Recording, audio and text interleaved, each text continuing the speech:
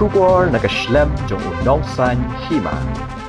Ki Pulit Komando ke Manipur ki labukno ialah ki jong ki Tiar ya le ban penpawe ke jing Shah ya ke jing Shah Thombor bat Shah Rahbor uwe upulit officer men ha kesngi baar kata ka ar phau hanyo tarik rempang arja ar phau sau kani ke jing bu ki Tiar Siat kala pau hakilat pathai khobor menda kesngi balang kum hakakot khobor the Hindu bat ki wei lapen iru ya ke dur khi hakapor bakini ki Pulit ki labu ki Tiar Siat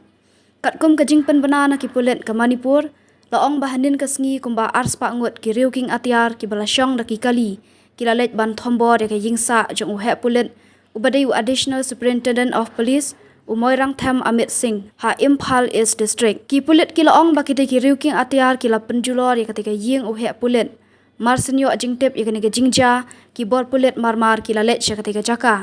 ha ka jingya khun bat ki Pulit la ya thu ba arngut ki la mensau bat lara no yaki shaka jaka ajing sumar ha JNIMS hospital ha porompat kini arngut kidei ubalatip kerteng kum urabinash moirang tham arphausan snem bat ukanggu jam bhimsan arphausnem karta ha ketiga jingja u additional SP bat we unong bot jong u kila Shah Rahbor ha ki riuking atiar bat hadin layo ban pelat no yaki nakwa ke tel konjang kebadan ha ki than leikai bat lara no yaki shaka jaka ajing sumar haraj medicity ki Pulit kila pendrong da kajing ujor halor kini kajing ja bat kajing toket kadang yat syakmat.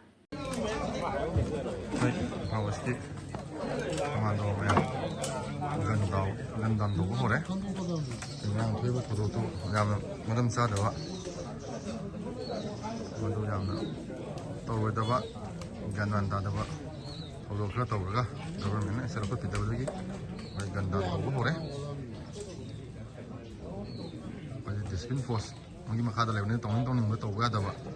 rule long khak leibani na mandu gi rundui makada phai leibani na to action lobby ga da ba senior bisa kan lobby to ba gi fa west ki commando gi khulai sing gun down to ga phai diji thota bi da ke manung da puna leire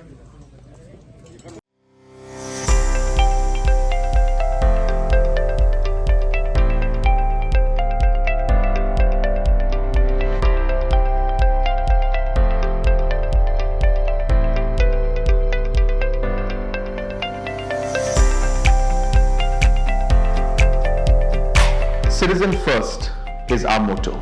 We believe that our citizens need to be connected with government for faster and efficient service delivery. I am happy to announce that we are coming up with a dedicated CM helpline call center